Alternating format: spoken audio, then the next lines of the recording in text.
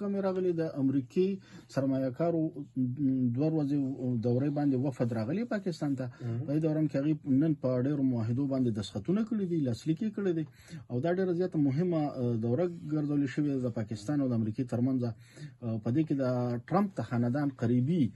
بزنس پارټنر چې دی هغه هم پکې و او هغه دلته او پاکستان ته راغلي حکومت سرمایه کاری ده چې د پاکستان اهمیت ډیر زیات لکه دغه د اهمیت حامل ملک دی او د امریکای وفد چې د پاکستان په دوانو د پاکستان او د امریکای د چې کوم دوانو ملکونه دي نو د دې په مختلفو شعبو کې د سرمایه کاری معاشي او دوه طرفه تعلقات یو چې سره باندې ولاري کولو شي نو دا عموما لکه یو خبر دی کنه چې امریکا چې کومه د ټرمپ پاس کې 2 سره پاکستان خیر اجازه به خیر غوښتنه ای به بدخیری شانته و خو د پاکستان به خیر غوښتنه مته ته پته چې مولانا پلرمان سره نن کم دي د کاته شي وی کنه ناغه زیته تلی نو هغه یو کړه دام د کی یسد قیصر اشاره کې خبرې کړي چې بس تګر مولانا صاحب زمو من الیمین ګنڈاپور مخدل لري کې صدارت نه کنه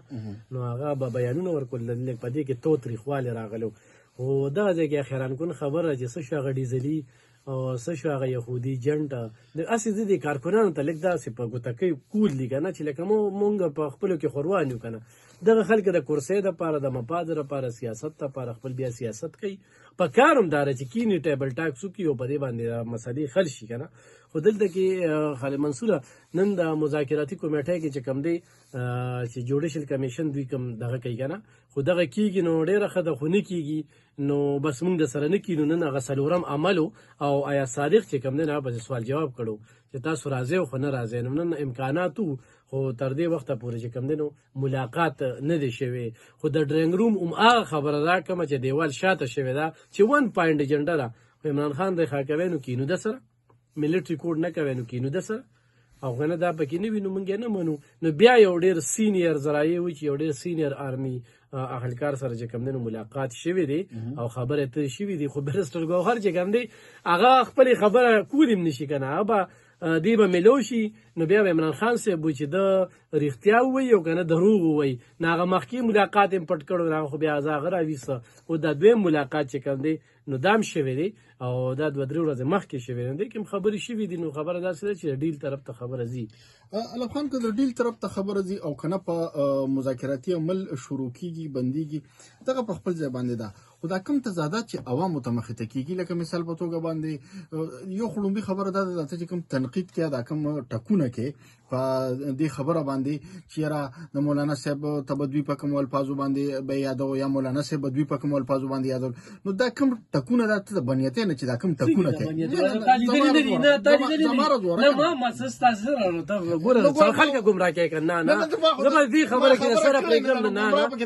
دا ټک لفظ نه دی دا ټک لفظ دا زنه کوم دا په میدان خبرې وکړه په میدان خبرې شي وکنه وي چې دی وکنه تقریبا کې وکړي نه دی چې ما ته وای بیا مخکې ځه چې دی وکنه بکې په تقریبا کې به یو بل بس خبرې کې دي دا يهودي جنټو خونو دا به سیاسي عنوان دي دا خبرې راتلې دا چې دا کېناستل دوی دا چې دوی کېناستل نو دا پس کېناستل د خپل خبرو نه رجوع وکړه خپل خو تانه تاسو کوم چې خپل خبرو نه رجوع وکړه رجوع وای چې هغه سره هغه طرف نه غوځي بس دې مخې ته واړو سیته واړو نو مخې ته واړو سو بس کورسې دا باندې خبره وره چې تعالی بدادر کوته مونږ له دارا کړه نو تاسو چیرې لکه نه دي کینی دا خلک په خپل منځ کې دا ما خبرو کړه کیدی نه ور ما دې سره دا خبره مکړه چې ټیبل ټاکس ضروری دی خو نه چې کله خبره بل رخته بوزي کنه خالد تا ما همیشه مخنی ولې دا ته زما مخه دي نه دا ما ته خپل اوریدل کې وایي مقابله نشي کولای ته زما په دغه نه زبر سم مخونی سم نه نه پس سره مقابله ها ته سمندري چې زستا مخونی نه سمندر دې کې لختې ته سي نه خو لختې ما خو سمندر ما خو ولې ما خو خبره مې درته وکړله دا خبرې تایید کې خو نه کې او چې تایید نه کې نو دا آیا داسې خبرې ویو خو نه وي نو تی په ما باندې څنګه په زور مسلط کې زه ته ما چې ته په پرځې د باندې دا کومه غریښه هوای کنه زه ته غریښه هوای حق سری یو بل په خبرې کولې کنه ته خو نو یو بل په تویله ګولې